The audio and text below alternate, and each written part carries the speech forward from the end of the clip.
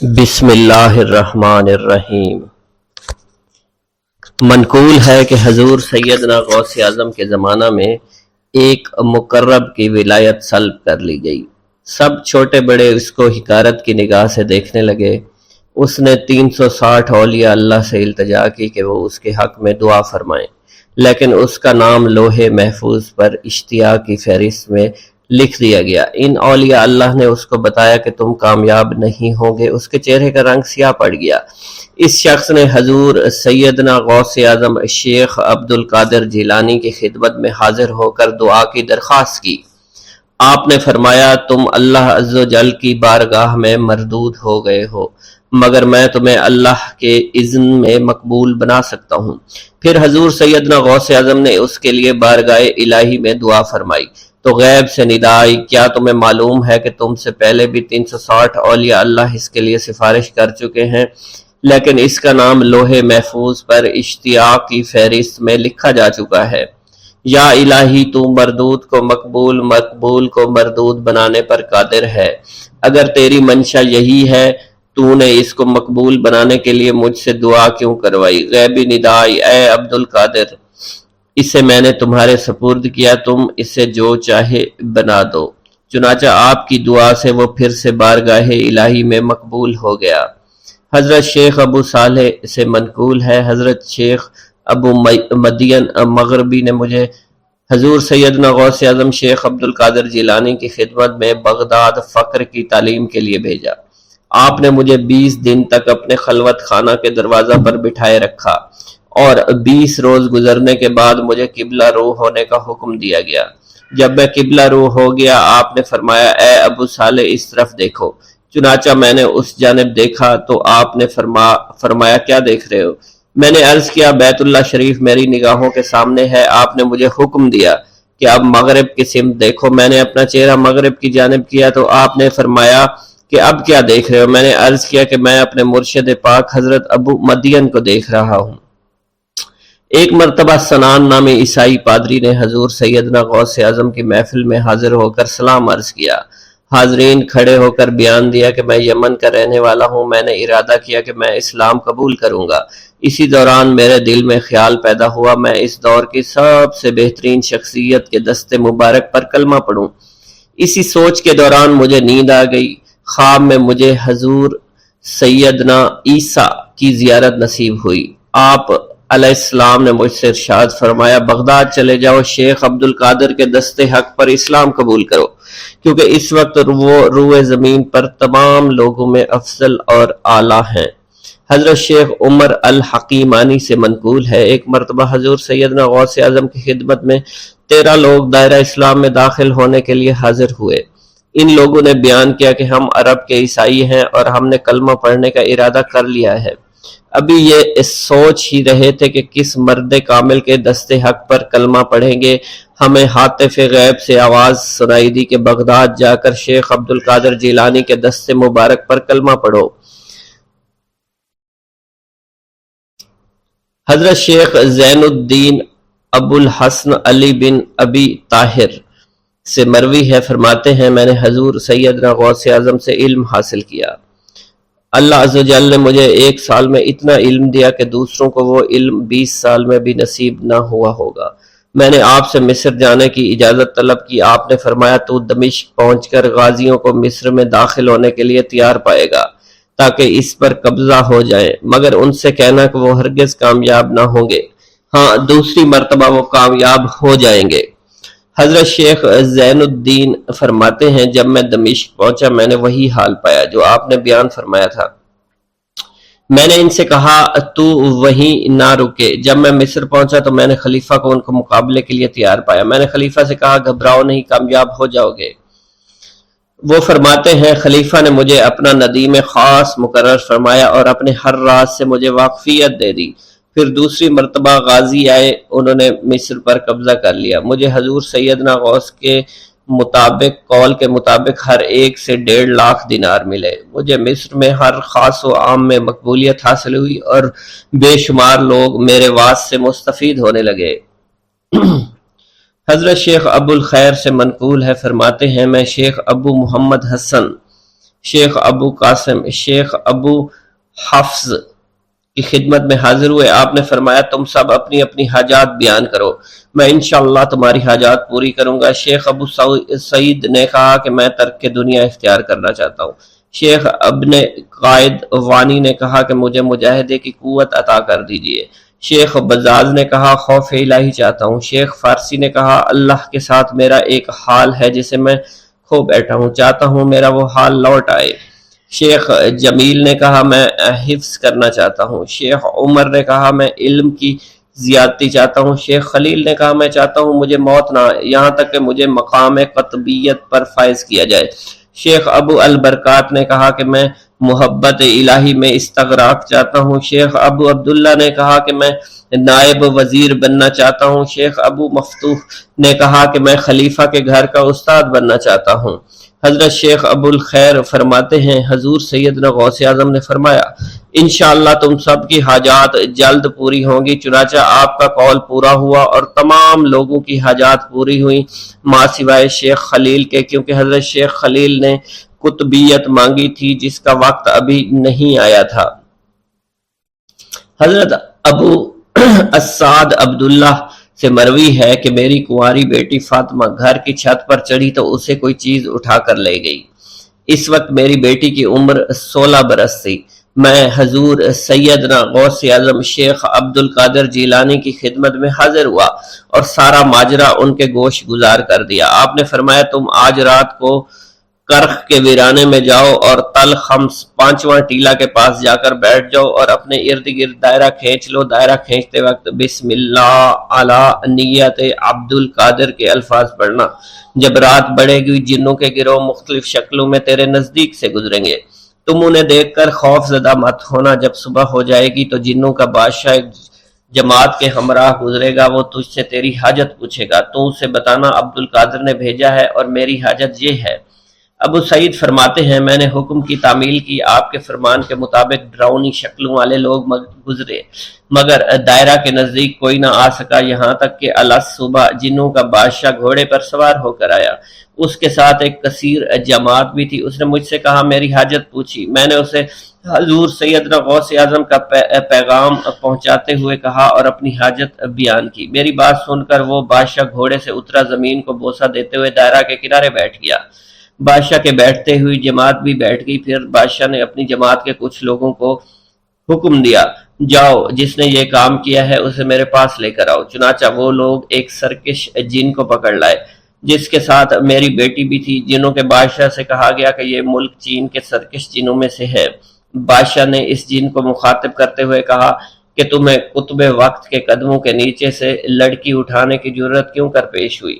اس سرکش جن نے کہا کہ میں اس لڑکی پر عاشق ہو گیا تھا۔ بادشاہ جن نے اس سرکش جن کو سر قلم کرنے کا حکم دیا اور میری بیٹی مجھے واپس لوٹا دی۔ میں نے بادشاہ جن سے کہا کہ تم نے حضور سیدنا غوث اعظم کا حکم بجا لانے میں کوئی کسر نہ چھوڑی۔ بادشاہ جن نے کہا کہ وہ گھر بیٹھے ہم جیسے سرکشوں کو دیکھ لیتے ہیں، خواہ کتنی ہی دور کیوں نہ بیٹھے ہوں۔ جب اللہ عز و جل کوئی کتب مقرر کرتا ہے تو اسے جن و انس پر قدرت عطا فرما دیتا ہے۔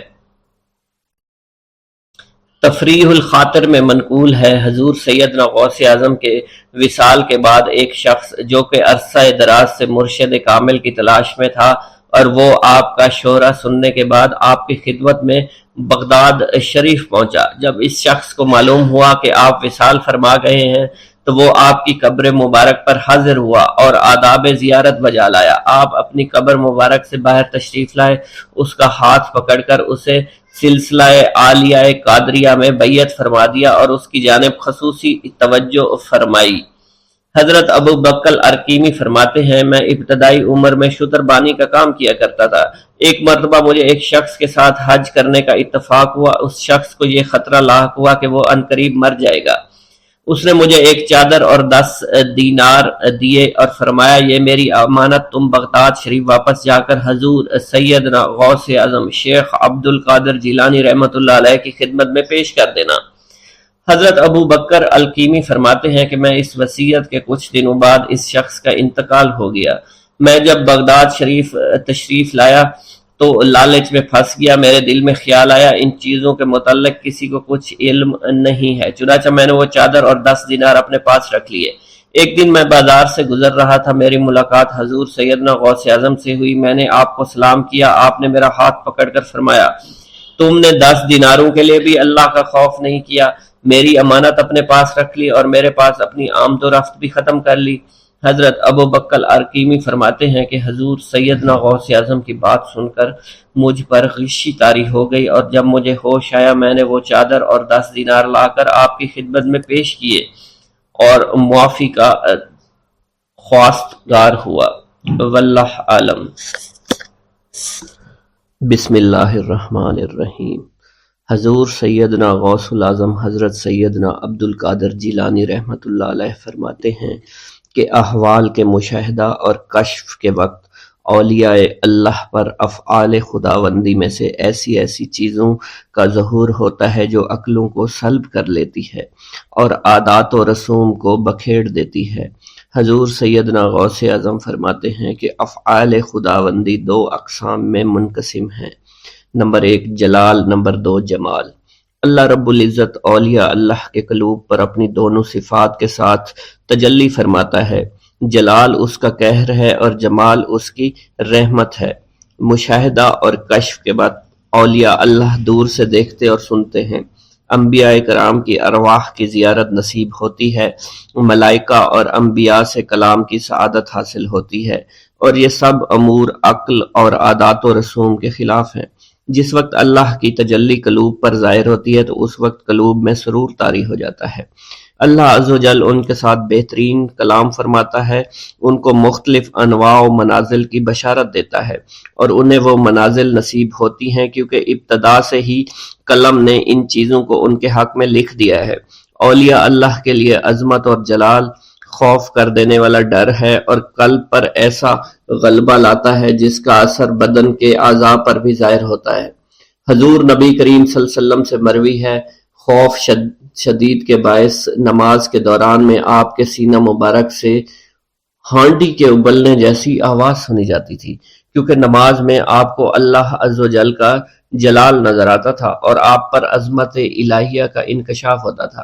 اللہ عز و جل کے مشاہدہ کے وقت اولیاء اللہ کو جو بشارتیں ہوتی ہیں وہ حقیقت میں ان پر فضل طاری ہوتا ہے اور فضل خداوندی کا ظہور ہو رہا ہوتا ہے۔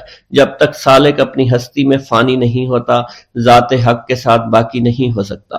اللہ رب العزت دولت وصال حاصل ہونے سے پہلے عاشقوں کو قرب وصال کی خوشخبری اس لیے دیتے ہیں کہ شاید شوق الہی کے سبب ان کی محبت حد سے گزرے، ان کی قوتیں منقطع ہو جائیں اور وہ ہلاک ہو جائیں۔ یقین کے 3 مرتبے ہیں، علم الیقین، عین الیقین، حق الیقین۔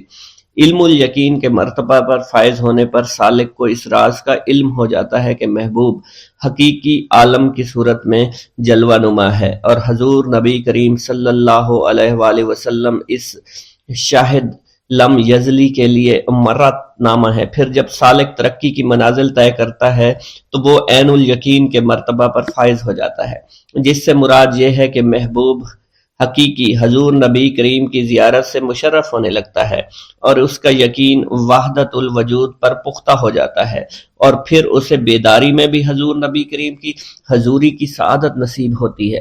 پھر سالک عین الیقین کی منازل طے کر کے حق الیقین کی منازل پر فائز ہوتا ہے اور اس کے قلب پر حقیقت محمد صلی اللہ علیہ وسلم کا ظہور ہوتا ہے۔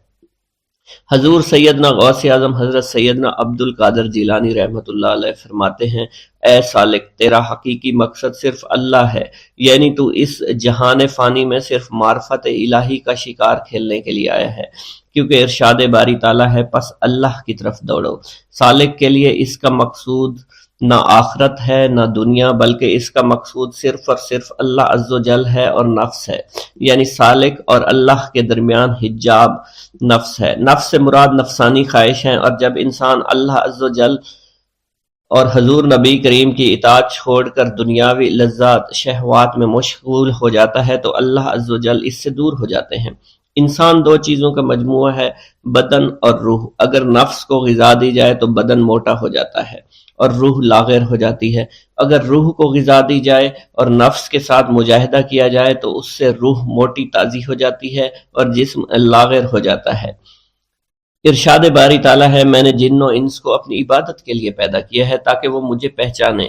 نفس اللہ کی ضد ہے اور اس کا دشمن ہے، یعنی وہ شخص جو اپنی نفسانی خواہش کی پیروی کرتا ہے وہ اللہ کے حکم کی عدولی کر رہا ہوتا ہے۔ ایک مرتبہ دریائے دجلہ میں سیلاب آ گیا۔ دریا کی طغیانی کی شدت کی وجہ سے لوگ پریشان حالت میں حضور سیدنا غوث اعظم شیخ سید عبد القادر جیلانی رحمۃ اللہ علیہ کی خدمت میں حاضر ہوئے۔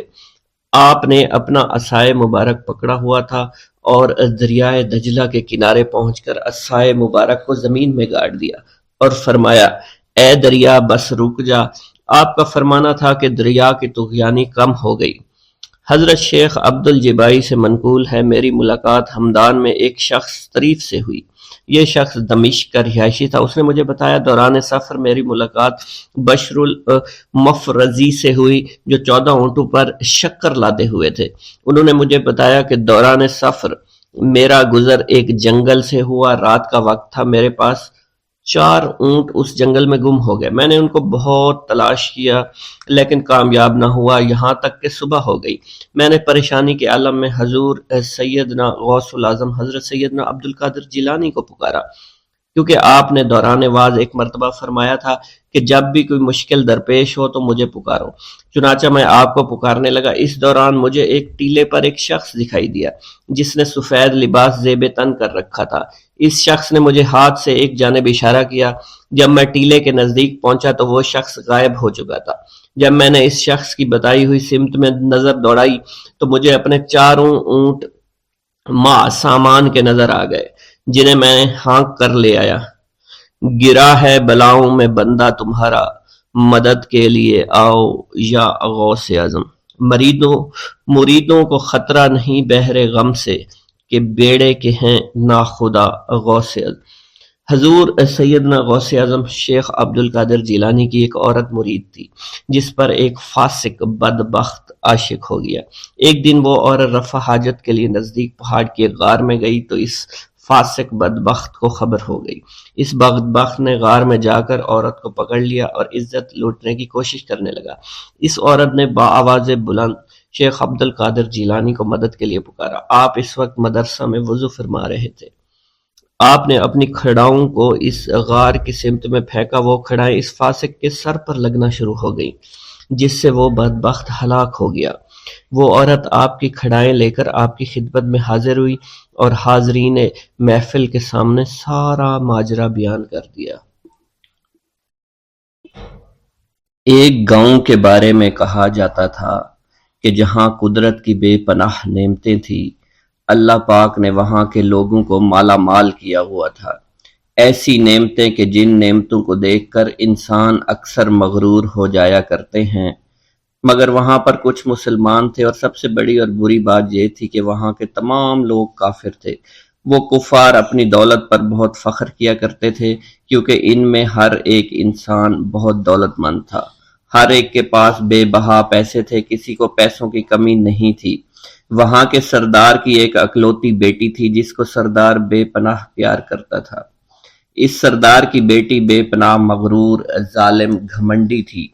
وہاں پر غریب لوگ صرف مسلمان ہی تھے، تمام کافر ایک دوسرے کی مدد کیا کرتے تھے، لیکن مسلمانوں کی مدد کرنے والا وہاں پر کوئی نہ تھا۔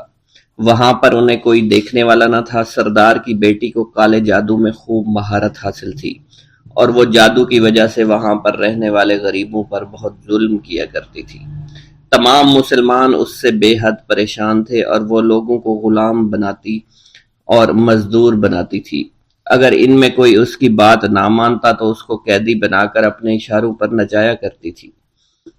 اس بستی میں چونکہ اکا دکا مسلمان تھے جن کا کوئی پرسان حال نہیں تھا،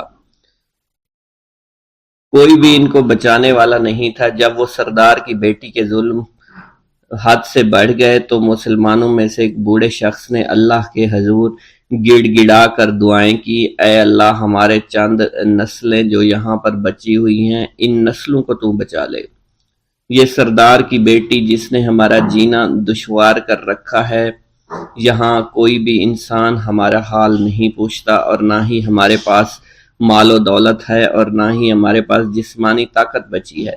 یا اللہ ہمارے لیے کوئی ایسا بندہ بھیج جو نہ صرف طاقتور ہو بلکہ اس جادوگرنی یعنی سردار کی بیٹی کو بھی ہرا سکے۔ اللہ رب العزت نے اس بوڑھے کی دعا کو قبول فرمایا اور یوں اس جگہ پر ایک اللہ والے کو بھیج دیا، اور وہ اللہ والے ایسے ہی بستی میں داخل نہیں ہوئے بلکہ ایک دن کچھ عجیب واقعہ ہوا۔ ان کافروں کا سردار جنگل میں سیر سپاٹے کرتے ہوئے نکلا تھا، بڑی شان سے چلتا ہوا وہ سفر کر رہا تھا۔ اچانک ایک زہریلا سانپ اس کے سامنے آیا۔ اس زہریلے سانپ نے بادشاہ کو ڈس لیا اور وہ بے ہوش ہو کر زمین پر گر پڑا اور تڑپنے لگا۔ اس کے جو ساتھی تھے انہوں نے جب اپنے سردار کو یوں تڑپتا ہوا دیکھا اور سردار کی غیر حالت دیکھی تو کہ جسے ایک زہریلے سانپ نے کاٹ لیا ہے، تو وہ فوراً اسے اٹھا کر گھر لے آئے تاکہ اسے بچانے کے لیے کچھ کیا جا سکے۔ اس لڑکی نے اپنے باپ کی جب یہ حالت دیکھی تو اپنے آس پاس کے بڑے بڑے حکیموں کو بلایا، لیکن عجیب بات یہ تھی کہ لاکھ کوشش کے باوجود زہر نکالنے میں سارے ناکام ہو رہے تھے، اور زہر تیزی کے ساتھ اس کے جسم میں پھیلتا چلا جا رہا تھا۔ لیکن اسی وقت وہاں ایک درویش کی آمد ہوئی، ایک اللہ والے آئے، ان اللہ پاک نے اس مقصد کے تحت وہاں بھیجا تھا۔ اس اللہ کے ولی نے سردار کے گھر پر پہنچ کر دروازے کو کھٹکھٹایا۔ نوکروں نے پوچھا کون ہو، کس سے ملنا ہے؟ اس نے کہا میں نے سنا ہے کہ یہاں کے سردار کو سانپ نے ڈس لیا ہے۔ نوکر کہنے لگے کہ تمہیں کیسے پتا چلا کہ یہاں کے سردار کو سانپ نے ڈس لیا ہے؟ تم تو ہمیں اجنبی لگتے ہو، ہم نے تمہیں آج تک یہاں نہیں دیکھا ہے۔ اس نے کہا میں مسافر ہوں اور مجھے خبر ملی ہے کہ یہاں کے سردار کو ایک زہریلے سانپ نے ڈس لیا ہے اور کوئی بھی اس کا علاج نہیں کر پا رہا۔ نوکروں نے کہا تم کون ہو؟ اللہ والے نے کہا میں حکیم ہوں اور میں ان کے علاج کی غرض سے یہاں آیا ہوں۔ وہ نوکر اللہ والے کی حالت دیکھ کر ہنسنے لگے، کیونکہ آپ نے پھٹے پرانے کپڑے پہن رکھے تھے اور دیکھنے سے بہت غریب معلوم ہوتے تھے۔ وہ نوکر کہنے لگے کہ اتنے بڑے سردار کا علاج کرو گے؟ ارے یہاں تو اس کے پاس بڑے بڑے حکیم بلائے گئے ہیں، ہمارے سردار کے پاس پیسوں کی کوئی کمی نہیں ہے، اور وہ تم جیسے غریب سے بھلا کیوں علاج کروائیں گے؟ درویش نے کہا اگر تم چاہتے ہو تمہارے سردار کی جان بچ جائے پھر مجھے اندر جانے دو۔ غلام کہنے لگا ٹھیک ہے، ہم اندر جا کر اجازت لے کر آتے ہیں۔ نوکر اندر گئے، سردار کی بیٹی سے کہا ایک غریب آیا ہے، کپڑوں سے فقیر معلوم ہوتا ہے، لیکن کہتا ہے میں سردار کا علاج کر سکتا ہوں اور میں سردار کا علاج کروں گا۔ جو زہر تیزی کے ساتھ جسم میں پھیل رہا ہے میں اس کو باہر نکال پھینک کروں گا۔ اس کی بیٹی کہنے لگی ٹھیک ہے بلا لو۔ جب وہ اللہ والے اس کے گھر کے اندر گئے تو دیکھا سردار تڑپ رہا تھا، ٹانگ کو بار بار بستر پر پٹخ رہا تھا۔ اللہ والے نے اس کے پیر کی طرف دیکھا جہاں سانپ نے اس کو کاٹا تھا، اسی جگہ اللہ والے نے تھوک دیا، فوراً وہاں سے بھاگ گئے۔ اس کے سارے سپاہی اس کی بیٹی دیکھ کر حیران رہ گئے کہ یہ بھلا کون سا دیوانہ ہے، کمرے میں آیا، علاج کی بجائے اسی جگہ پر تھوک دیا جہاں صرف کاٹا تھا، اور بھاگ بھی گیا، اس کو کوئی گرفتار نہیں کر سکا۔ سردار کی بیٹی غصے میں تل ملا اٹھی کہ اس نے جو گستاخی کی ہے اس کی کوئی بات نہیں، تھوک کو میں صاف کروا دوں گی، مگر اس کو تو میں ابھی گرفتار کرواتی ہوں۔ اور اس نے اپنے سردار کے ایک نوکر سے کہا کہ اس تھوک کو صاف کرو۔ اس نوکر نے تھوک کو صاف کرنے کی بجائے اس کو اچھی طرح سے ٹانگ پر مل دیا۔ لڑکی نے کہا کیا کر رہے ہو؟ اس فقیر نے میرے باپ کی ٹانگ پر تھوک دیا، اب اس تھوک کو تم مل رہے ہو؟ حکیم نے اپنے ہاتھ کے اشارے سے سردار کے بیٹے کو روک دیا۔ جیسے اس تھوک کو سردار کی ٹانگ پر ملا گیا فوراً سارا زہر ختم ہو گیا۔ جو ٹانگ کٹنے کے قابل تھی وہ ٹانگ بالکل ٹھیک ہو چکی تھی، جو نیلی پڑ چکی تھی اب اصلی حالت میں آہستہ آہستہ واپس آ رہی تھی۔ اور جب وہ قبیلے کا سردار بالکل ٹھیک ہو گیا، ہوش میں آ گیا تو حیران رہ گیا۔ اسے بتایا کہ فقیر بابا کے تھوک کی وجہ سے آپ ٹھیک ہوئے ہیں۔ اس نے کہا وہ بزرگ تو ہمارے لیے مسیحا ہے، تم لوگوں نے انہیں جانے کیوں دیا؟ انہیں میرے پاس لے کر آؤ، انہوں نے ہم پر بہت بڑا احسان کیا ہے، ہم اس کے احسان کا بدلہ ضرور چکائیں گے۔ اس کی بیٹی جو خاموشی سے باپ کو دیکھ رہی تھی، اس نے کچھ بھی نہ کہا۔ گاؤں کے سردار کے کہنے پر سارے سپاہی اللہ والے کو ڈھونڈنے کے لیے نکل گئے۔ وہ چاروں طرف پھیل گئے لیکن کہیں بھی اللہ والے کا پتہ نہیں چل رہا تھا۔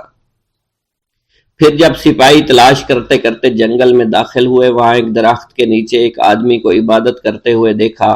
وہ غور سے اس کو دیکھ رہے تھے اور کہہ رہے تھے یہ کس طرح کی عبادت کر رہے ہیں؟ ہم لوگ تو اپنے بتوں کے آگے ہاتھ جوڑتے ہیں، یہ نہ جانے کس کو سجدہ کر رہے ہیں۔ خیر، عبادت کے فوراً بعد اللہ والے کو پکڑ لیا، گاؤں کے سردار کے سامنے پیش کیا۔ وہ کہنے لگا آپ کون ہیں اور کہاں سے آئے ہیں؟ سب سے پہلے تو میں گستاخی کی معافی چاہتا ہوں، میرے لوگوں نے آپ کے ساتھ بڑی بدتمیزی کی، لیکن آپ کی وجہ سے آج میں زندہ ہوں۔ ہم گناہ گاروں کی وجہ سے آپ جیسے لوگوں کو بہت تکلیف ہوئی ہے، اس لیے میں معذرت چاہتا ہوں۔ آپ سے درخواست کرتا ہوں کہ آپ میری طرف سے یہ قیمتی لباس یعنی کپڑے اور عربی گھوڑا قبول کیجئے۔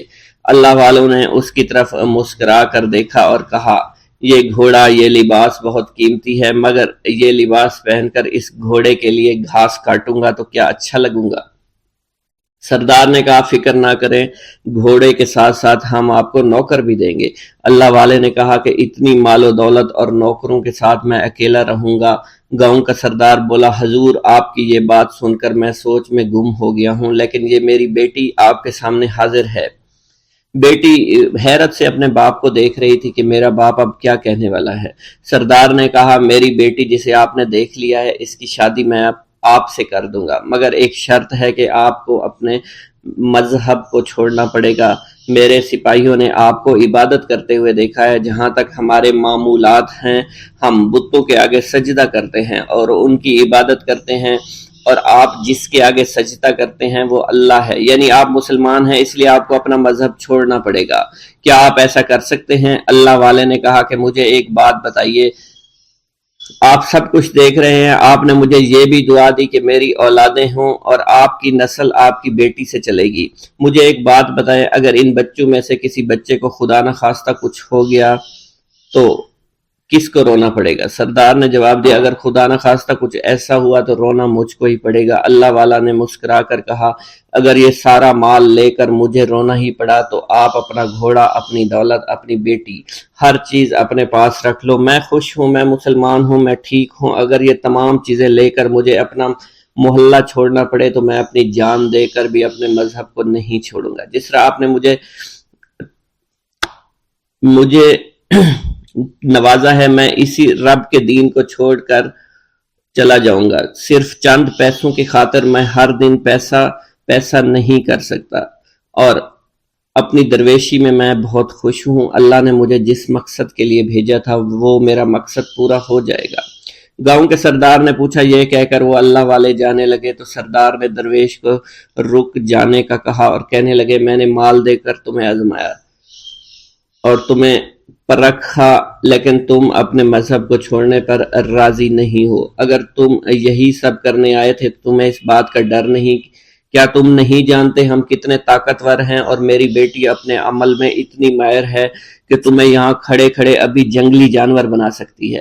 اللہ والے نے کہا کہ اس نے جنگلی جانور کمزور لوگوں کو بنایا ہوگا، یہ مجھے جانور بنا کر تو دکھائے۔ اس سے پہلے کہ گاؤں کا سردار اپنی بیٹی سے کچھ کہتا کہ اس پر وار کرو، اللہ والے نے جادوگرنی پر ایسی پھونک ماری کہ وہ اسی وقت ایک بہت بڑی چھپکلی بن گئی۔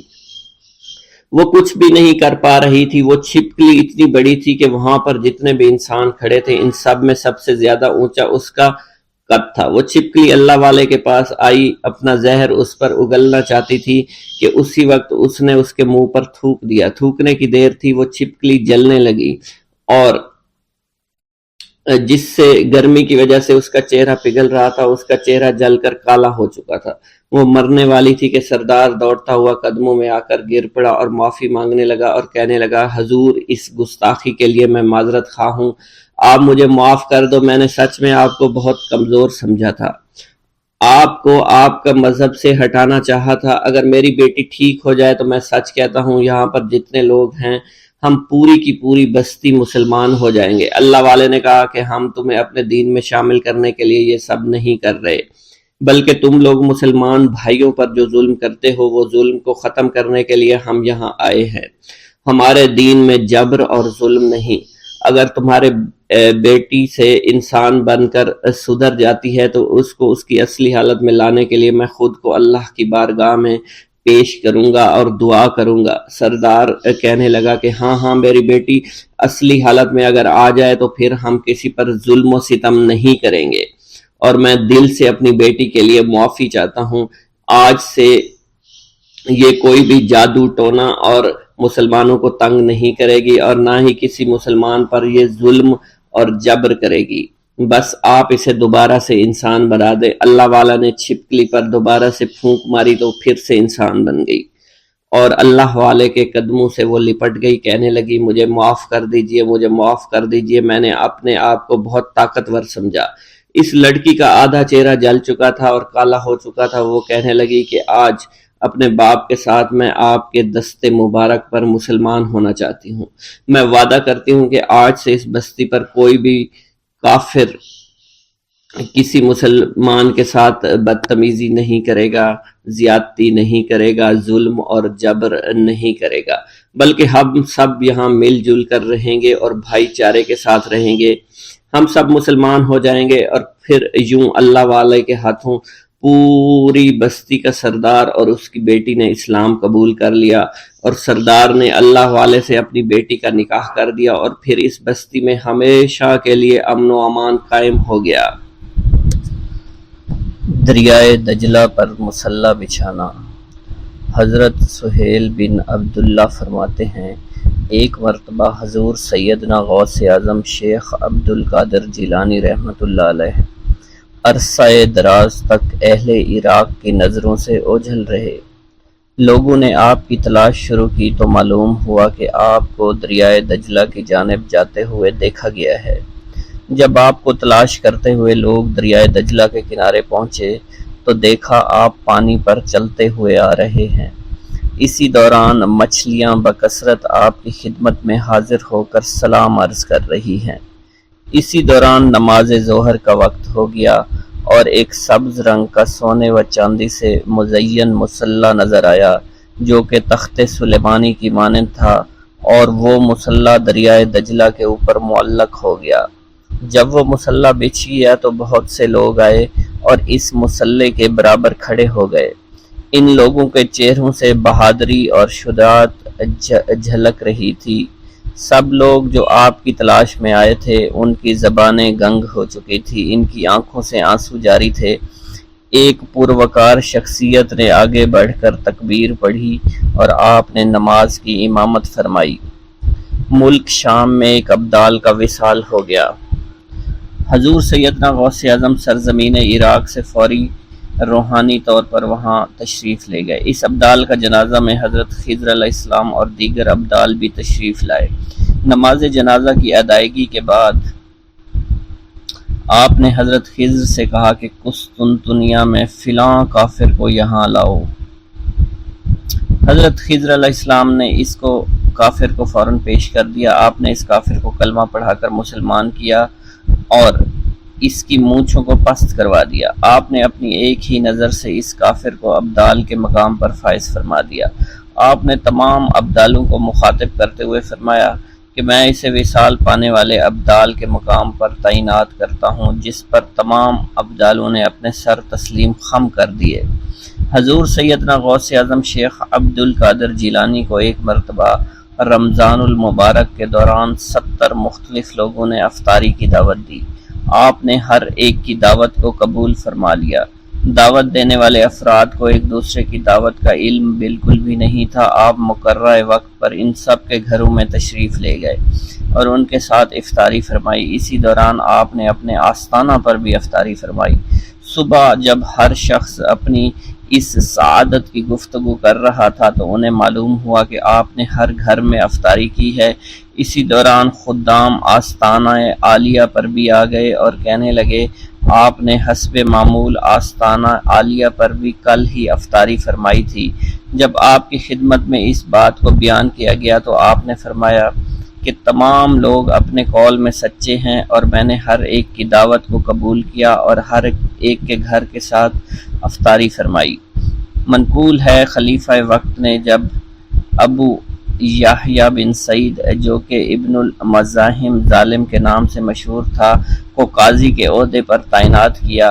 حضور سیدنا غوث اعظم ممبر پر جلوہ افروز ہوئے اور خلیفہ کو مخاطب کرتے ہوئے فرمایا کہ تم نے ایک ظالم شخص کو قاضی مقرر کیا ہے، کل جب تم اللہ تعالیٰ کی بارگاہ میں حاضر ہوگے تو اس وقت کیا جواب دو گے؟ خلیفہ کو جب آپ کی اس خطاب کی خبر ہوئی تو وہ کانپ اٹھا، رونا شروع کر دیا۔ اس نے فوراً ابو یحییٰ کو قاضی القضاء کے عہدے سے معزول کر دیا۔ حضرت شیخ ابو عباس خضر حسین فرماتے ہیں ایک رات ہم سب حضور سیدنا غوث اعظم کی خدمت میں حاضر تھے۔ خلیفہ وقت حاضر ہوا اور آپ کی خدمت میں سلام کرنے کے بعد مؤدب ہو کر وہ بیٹھ گیا۔ اس نے آپ کی خدمت میں 10 تھیلیاں دیناروں سے بھری ہوئی پیش کرنا چاہییں لیکن آپ نے انہیں قبول کرنے سے انکار کر دیا۔ جب خلیفہ کا اصرار زیادہ ہوا تو آپ نے ان میں سے 2 تھیلیوں کو پکڑ کر نچوڑا جس میں سے خون ٹپکنا شروع ہو گیا۔ آپ نے خلیفہ سے فرمایا تم لوگوں کا خون نچوڑ کر میرے پاس لائے ہو۔ اس کی بات سن کر خلیفہ بے ہوش ہو گیا۔ آپ نے فرمایا اگر مجھے خلیفہ کے آل رسول اللہ صلی اللہ علیہ وسلم کی عزت نہ ہوتی تو میں اس خون کو اس کے محلوں کی جانب بہا دیتا۔ حضرت شیخ ابو قاسم سے منقول ہے حضور سیدنا غوث اعظم ہوا میں چلا کرتے تھے، فرماتے تھے کہ سورج جب تک مجھے سلام نہ کرے نہیں نکلتا، ہر سال میرے پاس آ کر مجھے سلام کرتا ہے اور بتاتا ہے کہ مجھ میں فلاں فلاں واقعات ہوں گے۔ اسی طرح مہینہ، ہفتہ اور دن مجھے سلام کرنے کے لیے آتے ہیں اور بتاتے ہیں کہ ہم فلاں فلاں امر وقوع پذیر ہوں گے۔ مجھے اپنے رب کی قسم لوح محفوظ میں نیک و بد میری آنکھوں کے سامنے پیش کیا جاتا ہے۔ میں مشاہدہ خداوندی اور علم خداوندی کے سمندروں میں غوطہ زن رہتا ہوں۔ میں تم سب پر حجت اللہ ہوں۔ میں روح زمین پر رسول اللہ صلی اللہ علیہ وسلم کا نائب اور وارث ہوں۔ شیخ المشائخ حضرت ابو قاسم خلف سے منقول ہے، فرماتے ہیں حضرت ابو عمرو عثمان بن اسماعیل نے مجھے 905 ہجری میں بغداد بھیجا تاکہ میں ان کے لیے حضرت امام احمد بن حنبل کی کتاب مسند امام احمد کا نسخہ لا سکوں۔ جب میں بغداد شریف آیا میں نے لوگوں کو حضور سیدنا غوث اعظم کی جانب مائل دیکھا۔ مجھے معلوم ہوا کہ آپ جو کہتے وہ وقوع پذیر ہو جاتا۔ دفتن میرے دل میں یہ خیال آیا کہ یہ اگر میرے دل کی بات بتا دیں تو میں ان کی ولایت کا قائل ہو جاؤں گا۔ چنانچہ میں نے خلاف عادت بات سوچی کہ جب میں ان کے پاس جاؤں سلام کروں تو یہ میرے سلام کا جواب نہ دیں، مجھ سے منہ پھیر کر اپنے خدام سے کہیں کہ اس آنے والے کو ایک چھوارے کا ٹکڑا اور شہد کا ایک دانگ لاؤ، اور جب یہ دونوں چیزیں آ جائیں تو آپ مجھے کلہ پہنائیں اور میرے سلام کا جواب دیں۔ حضرت ابو قاسم فرماتے ہیں یہ سب دل میں سوچتے ہوئے میں ان کے پاس جا پہنچا۔ میں نے آپ کو سلام کیا، آپ نے میرے سلام کا جواب دینے کی بجائے منہ پھیر لیا۔ اپنے خادم سے کہا جاؤ چھوارے کا ٹکڑا اور شہد کا دانگ لاؤ جو دانہ بھر سے زیادہ نہ ہو۔ اللہ عز و جل کی قسم آپ نے وہی الفاظ دہرائے جو میرے دل میں تھے۔ پھر جب خادم وہ چیزیں لے آیا تو آپ نے میرے سامنے پیش کی اور مجھے کلاه پہنانے کے بعد میرے سلام کا جواب دیا اور فرمایا اے خلف تو یہی چاہتا تھا۔ حضرت ابو قاسم خلف بن عیاش شافعی فرماتے ہیں میں دل سے آپ کی عظمت کا قائل ہو گیا، آپ کی خدمت میں رہ کر احادیث کا علم حاصل کیا۔ حضرت شیخ ابو مظفر منصور فرماتے ہیں میں حضور صلی اللہ علیہ وسلم حضور سیدنا غوث اعظم رحمۃ اللہ علیہ کی خدمت میں حاضر ہوا۔ اس وقت میں جوان تھا اور میرے پاس فلسفہ علم الروح کی ایک کتاب تھی۔ آپ نے مجھ سے فرمایا اے منصور یہ کتاب تیرا برا ساتھی ہے، اٹھو اسے دھو دو۔ حضرت شیخ ابو مظفر منصور فرماتے ہیں مگر میرے دل نے اس کو دھو ڈالنا مناسب نہیں اس کتاب میں منقول چند مسائل مجھے بے حد مرغوب تھے۔ میں نے ارادہ کیا کہ میں آپ کے سامنے سے اٹھوں اور اس کتاب کو گھر لے جاؤں۔ آپ نے میری جانب دیکھا اور مجھ سے اٹھا نہ گیا اور میری حالت قیدی کی سی ہو گئی۔ آپ نے مجھ سے فرمایا کتاب دو۔ میں نے جب اسے کھولا تو وہ سفید کاغذ تھے جس پر کوئی حرف نہ لکھا ہوا تھا۔ آپ نے اس کتاب کی ورقگردانی شروع کر دی اور فرمایا یہ کتاب فضائل قرآن ہے اور یہ محمد بن زریش کی تصنیف ہے۔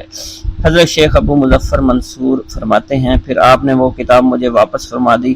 میں نے جب اس کتاب کو دوبارہ دیکھا تو وہ واقعی فضائل قرآن کی کتاب تھی اور محمد بن زریش کی تصنیف تھی۔ آپ نے فرمایا کیا تو توبہ کرتا ہے کہ اپنی زبان سے وہ بات کہے جو تیرے دل میں نہ ہو؟ میں نے عرض کی ہاں۔ اس کے بعد مجھے فلسفہ و احکام اور روحانیت جو مجھے یاد تھے وہ بھول گئے اور میرے باطن سے ایسے محو ہوئے کہ کبھی میرے دل میں آئے ہی نہیں تھے۔ منقول ہے حضور سیدنا غوث اعظم شیخ عبد القادر جیلانی کے زمانہ میں ایک مقرب کی ولایت سلب کر لی گئی۔ سب چھوٹے بڑے اس کو حقارت کی نگاہ سے دیکھنے لگے۔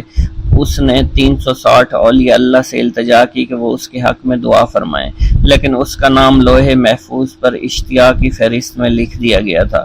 ان اولیاء اللہ نے اس کو بتایا کہ تم کامیاب نہیں ہوگے۔ اس کے چہرے کا رنگ سیاہ پڑ گیا۔ اس شخص نے حضور سیدنا غوث اعظم کی خدمت میں حاضر ہو کر دعا کی درخواست کی۔ آپ نے فرمایا تم اللہ کی بارگاہ میں مردود ہو گئے مگر میں تمہیں اللہ کی اذن سے مقبول بنا سکتا ہوں۔ پھر حضور سیدنا غوث اعظم نے اس کے لیے بارگاہ الہی میں دعا فرمائی۔ غیب سے ندا آئی کیا تمہیں معلوم ہے تم سے پہلے بھی 360 اولیاء اللہ اس کے لیے سفارش کر چکے ہیں، لیکن اس کا نام لوح محفوظ پر اشتیاق کی فہرست میں لکھا جا چکا ہے۔ آپ نے عرض کیا یا الہی تو مردود کو مقبول اور مقبول کو مردود بنانے پر قادر ہے۔ اگر تیری منشا یہی ہے تو نے اس کو مقبول بنانے کے لیے مجھ سے دعا کیوں کروائی؟ غیبی ندائی اے عبد القادر اسے میں نے تمہارے سپرد کیا، تم اسے چاہے جو سزا دو اور جو چاہے بنا دو۔ چنانچہ آپ کی دعا سے وہ پھر سے بارگاہ الہی میں مقبول ہو گیا۔ حضرت شیخ ابو صالح سے منقول ہے حضرت شیخ ابو مدین نے مجھے حضور سیدنا غوث اعظم کی خدمت میں بغداد فقر کی تعلیم کے لیے بھیجا۔ آپ نے مجھے 20 دن تک اپنے خلوت خانہ کے دروازے پر بٹھائے رکھا۔ 20 روز گزرنے کے بعد مجھے قبلہ رو ہونے کا حکم دیا گیا۔ جب میں قبلہ رو ہو گیا تو آپ نے فرمایا اے ابو صالح اس طرف دیکھ۔ چنانچہ جب میں نے اس کی جانب دیکھا تو آپ نے فرمایا کیا دیکھ رہے ہو؟ میں نے عرض کیا بیت اللہ شریف میری آنکھوں کے سامنے ہے۔ آپ نے مجھے حکم دیا اب مغرب کی سمت دیکھ۔ میں نے اپنا چہرہ مغرب کی سمت کیا تو آپ نے دریافت کیا کہ آپ کیا دیکھ رہے ہو؟ میں اپنے مرشد پاک حضرت ابو مدین کو دیکھ رہا ہوں۔ ایک مرتبہ سنان نامی عیسائی پادری نے حضور سیدنا غوث اعظم کی محفل میں حاضر ہو کر سلام عرض کیا اور حاضرین میں کھڑے ہو کر بیان دیا کہ میں یمن کا رہنے والا ہوں۔ میں نے ارادہ کیا کہ میں اسلام قبول کروں۔ اسی دوران میرے دل میں خیال پیدا ہوا کہ میں اس دور کی سب سے بہترین شخصیت کے دست مبارک پر کلمہ پڑھوں۔ اسی سوچ کے مجھے نیند آ گئی۔ خواب میں مجھے حضرت سیدنا عیسیٰ علیہ السلام کی زیارت نصیب ہوئی۔ آپ نے مجھ سے ارشاد فرمایا کہ تم بغداد شریف چلے جاؤ اور شیخ عبد القادر جیلانی کے دست حق پر اسلام قبول کرو، کیونکہ اس وقت وہ روئے زمین پر تمام لوگوں میں افضل اور اعلیٰ ہے۔